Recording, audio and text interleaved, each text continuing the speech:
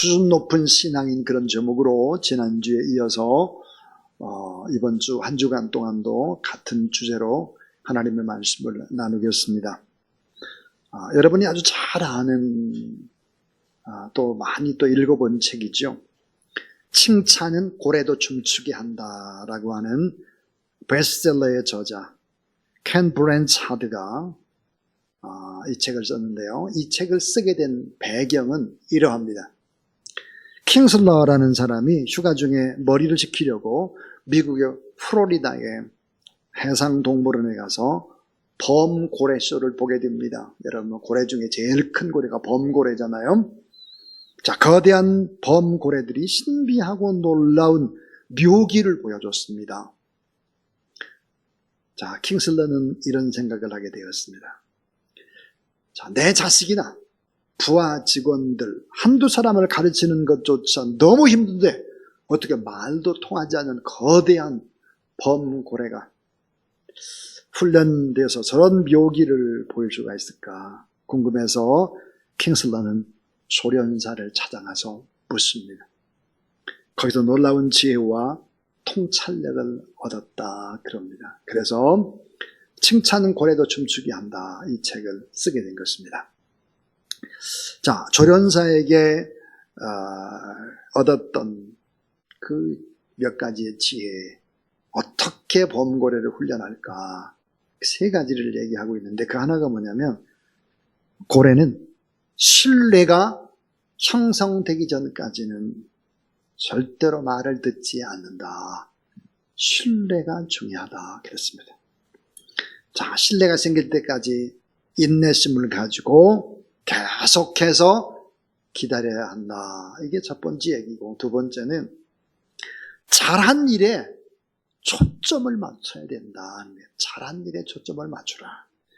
고래를 훈련시키는데 조련사는 고래가 잘못한 것은 못 본 채 하고 재빨리 다른 행동으로 유도한다는 것입니다. 자, 긍정적인 것을 강조하는 거죠. 잘못된 행동에 쓰일 에너지를 좋은 것으로 빨리 전환시켜야 한다 하는 것입니다. 또 하나는 이 범고래를 훈련할 때 과정을 꼭 칭찬하고 격려하고 반드시 감사를 표현하라 그랬습니다. 자, 나쁜 결과가 비록 왔다 할지라도 잘못을 함부로 지적하지를 말아라. 범고래에게.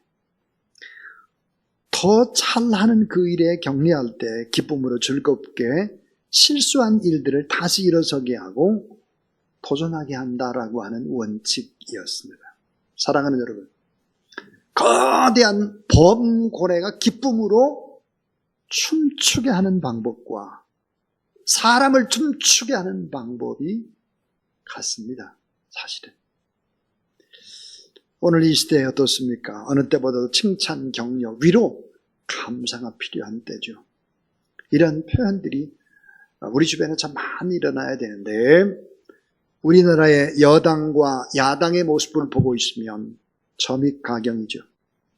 서로의 약점과 문제를 정확하게 찝어내고 과장으로 포장하고 공격을 합니다. 이 어려운 때 그런 것을 바라보는 우리 국민들은 또 다른 짐을 짊어지게 되고 TV를 꺼버리게 되고 신문을 덮어버리게 되죠. 악플을 달고 비난하는 추한 모습이 난무하고 있습니다.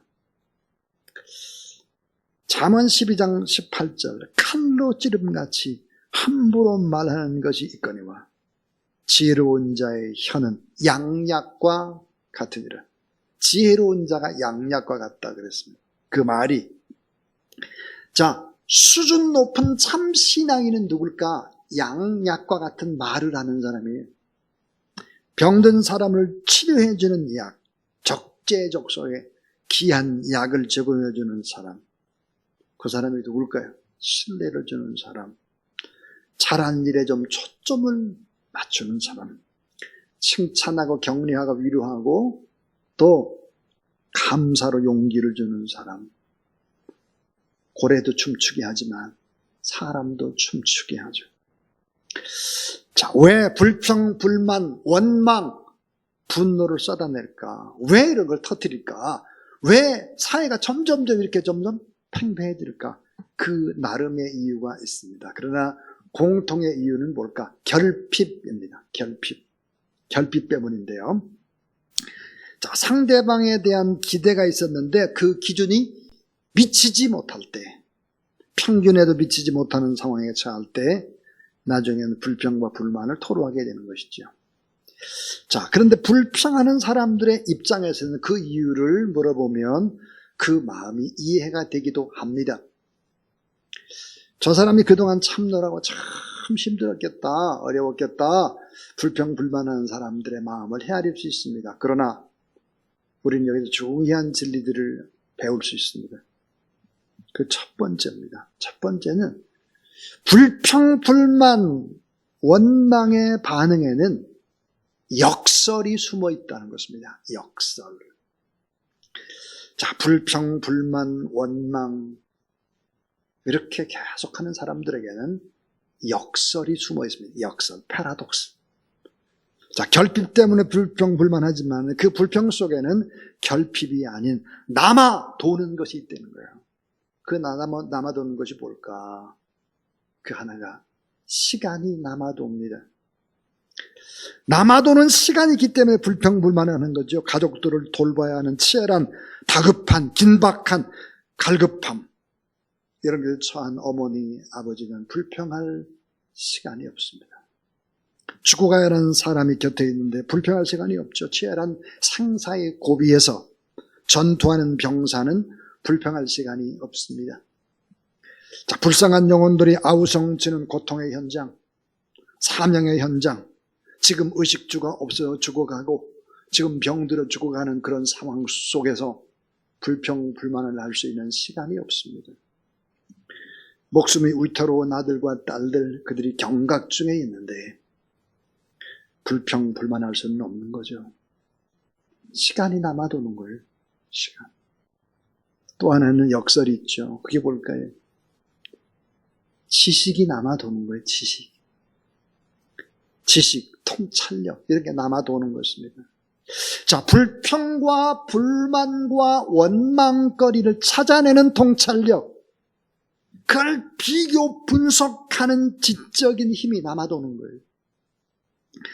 마음에 들지 않는 것을 찾아내는 재능을 발휘하는 것입니다. 저희 교회에 꽤 오래전이에요. 신문사 기자 출신이 있었습니다. 이분 교회도 일찍 와요. 교회 일찍 와가지고 하는 일이 뭘까? 주보를 보죠. 주보를 보면서 틀린 글자를 찾아냅니다. 그리고 제 방에 와요. 똑똑똑. 목사님, 이거 틀렸습니다. 네. 그분은 참 대단한 분이죠. 자, 여러분, 주보를 만들기 위한 수고의 손길보다 잘못한 실수가 크게 보이기 때문입니다. 지식이 있어요. 통찰력이 남아도는 분입니다. 또 하나 남아도는 게 또 있어요. 그게 뭘까? 내가 노력해서 얻은 것만 남아돌아요. 내가 노력한 것, 내가 행한 것, 작은 희생, 내가 땀 흘리고 내 고통으로 지금까지 왔다고 생각하는 것입니다. 이런 생각으로 남아돌아요. 내가 받은 것이 너무 많은데, 은혜 받은 것이 너무 많은데, 나는 빚지고 사는데, 이게 내가 다 했다고 생각을 하는 거예요. 내가. 이 불평과 불만과 원망이라는 큰 병에 걸리게 되는 약이 없어요. 여러분, 성경에 보면 이스라엘 백성들이 출애굽을 했습니다. 그 엄청난 은혜예요. 하나님께서 만나와 메추라기 때에 공급하죠. 근데 불평, 불만, 원망이 그렇게 많아요. 원망이라는 단어, 히브리의 원어나 라틴어의 원어를 보게 되면 이 원망이라는 단어의 뜻이 뭘까? 신성모독이라는 뜻입니다. 다시 말하면 원망이라는 이 단어는 우상숭배와 깊은 관계를 맺고 있습니다. 하나님의 은혜로 내가 여기까지 왔다 가자. 내 노력으로 내가 다 했다는 거예요. 나는 이만큼 했는데 너는 뭐냐 이거죠. 원망, 불평, 분노. 그렇게 하는 것입니다. 사랑하는 여러분, 이 원망은 탐욕과 같은 신성 모독이고 우상 숭배에 해당하는 하나님이 제일 싫어하는 범죄 행위입니다. 자, 감사라고 하는 것은 아주 작은 반응으로 시작을 하죠. 감사는 대단한 응답이 아니에요. 그러나 감사는 받은 것을 받았다고 인정을 하고 표현하는데 나중에 결과는 엄청난 결과가 도래하는 것입니다. 행복과 기쁨은 언제나 감사에 있죠. 감사는 은혜의 시야를 열어줍니다. 우리의 눈을 뜨게 하는 은혜의 시야를 열어줘요. 저의 친구가 스위스의 제네바에 갔는데 오래전이죠. 스위스 제네바 호숫가에서 알프스에서 녹아서 흐르는 물이 이제 모여서 호수가 됐어요. 에메랄드 빛입니다. 경치가 너무 환상적이에요. 그래서 원더풀, 비유타풀 막 이렇게 영어도 잘 못하는데 그런 거 하고 있었어요. 그랬더니 한가리에서 온 목사님 한 분이 그 모습을 보시면서 이렇게 말씀을 하셨는데 이 말씀은 평생 잊지 못한다 그랬습니다. 뭐라고 말했냐? 이 호수가 아름다운 것은 제네바시가 아름다운 것 때문이 아닙니다. 이 호수가 아름다운 것은 알프스가 아름답기 때문도 아닙니다. 이 호수를 바라보는 당신의 눈이 아름답고 이 호수를 바라보는 당신의 마음이 아름답기 때문입니다. 당신은 그 눈과 마음을 가지고 광야로 나가면 그 광야도 참 아름답게 보일 것입니다. 참 얼마나 중요한 얘기 이게. 아멘 한 사람만 이런 눈을 뜬 사람이 아니죠.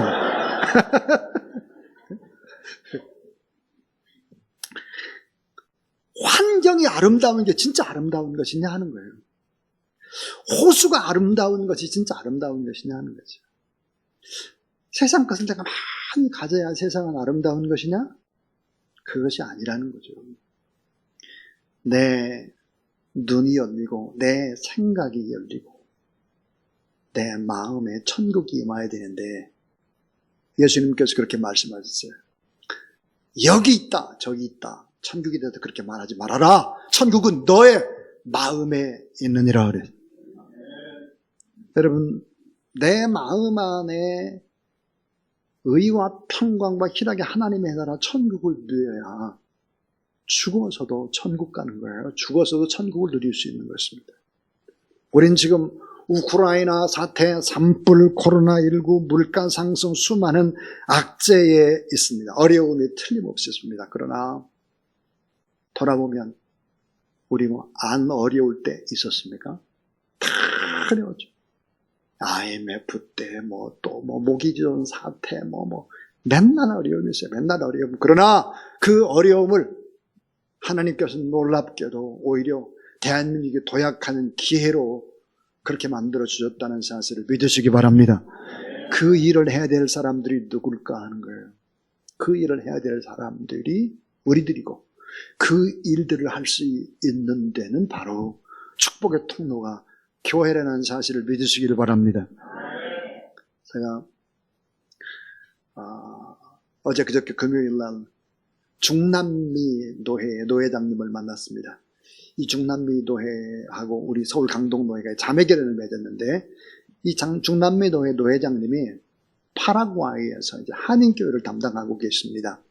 노회장을 2번 하신 분이신데 만나보니까 저보다 10년 후배더라고요.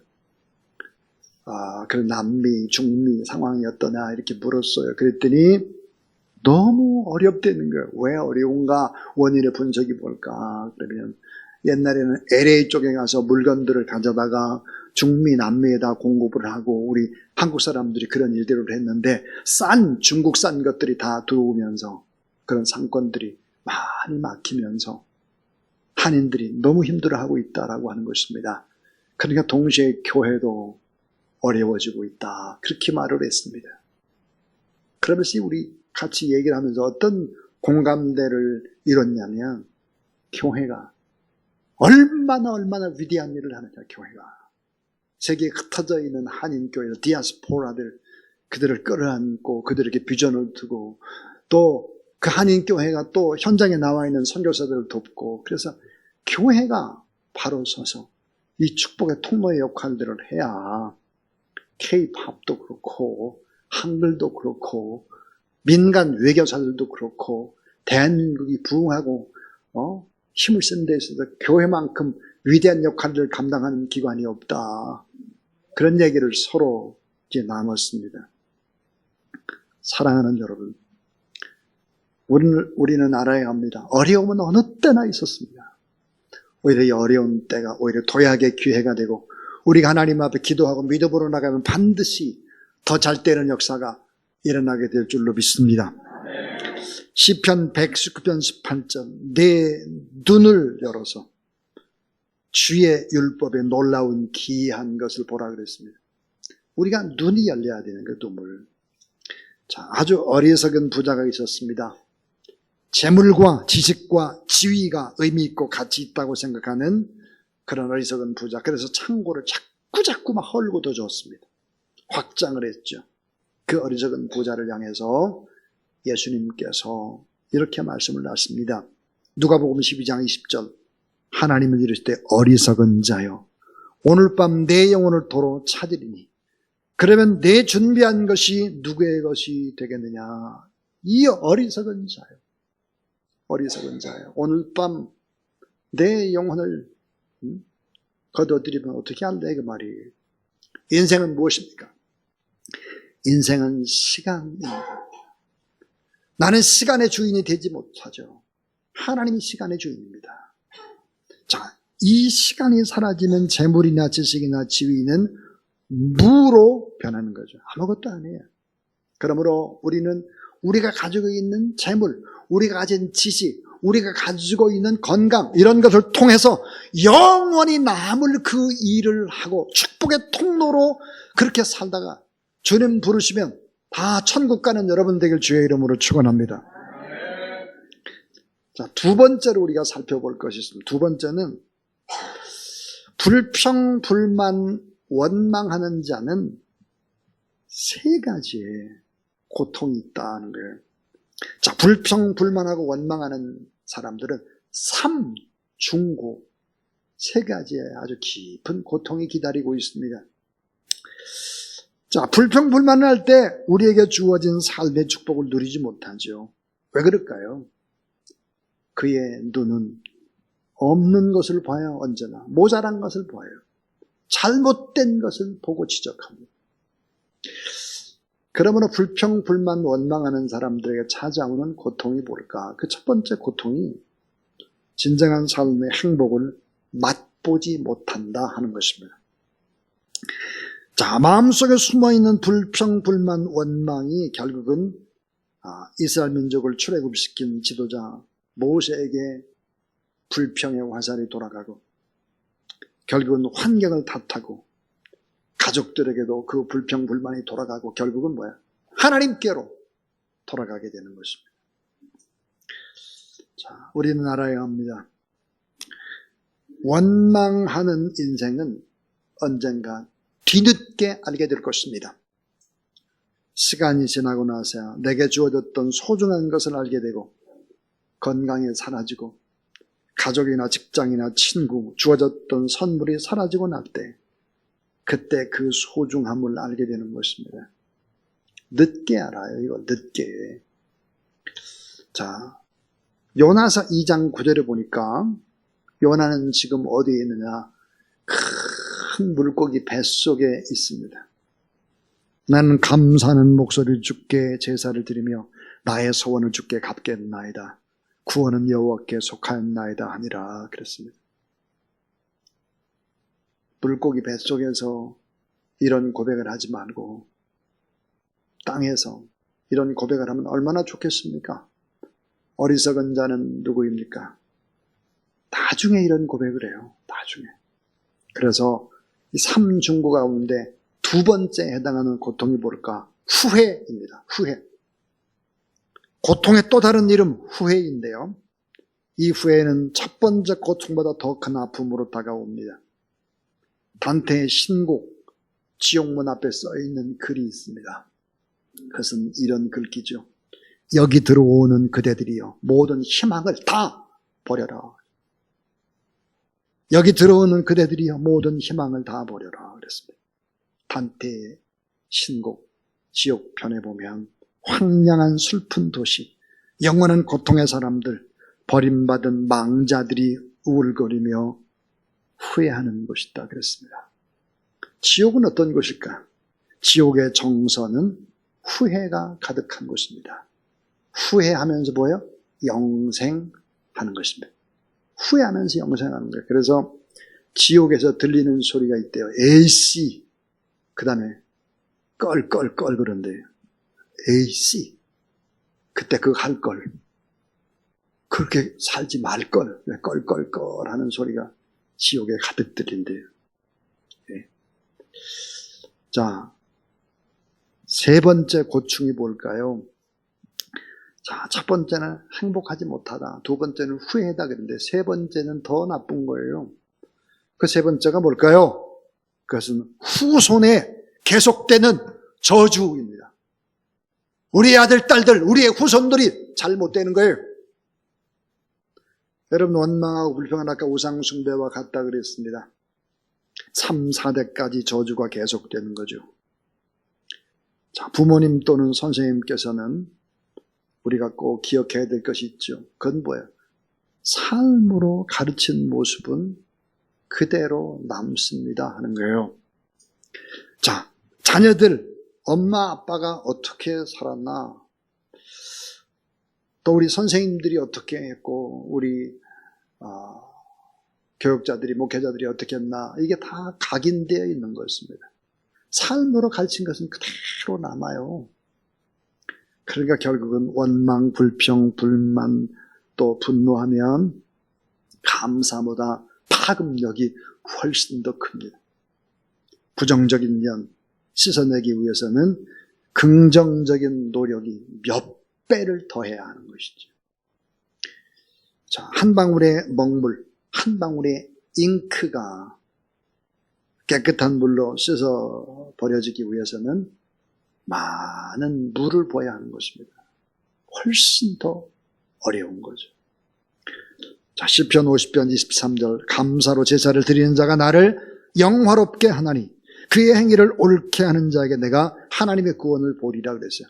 감사로 예배를 드리고, 그래야 하나님 앞에 연락이 되고, 감사로 찬양을 하고, 그래야 하나님이 흠양하시고, 감사로 기도해야 응답이 된다 하는 거예요. 그러니까 수준 높은 신앙인이 누굴까? 감사할 수 없는 상황 속에서도 감사의 씨알을 가지고 감사하고 하나님 앞에 나가는 거예요. 감사의 제사를 드릴 때 행복은 더 깊이 체험되고 하나님의 응답과 기적이 나타나게 된다 그랬습니다. 수준 높은 신앙이 누굴까요? 감사하는 사람이에요. 칭찬하고 잘한 일에 초점을 맞추고 더 잘할 수 있도록 에너지를 주는 통로죠. 여러분, 인간은 얼마나 연약할까요?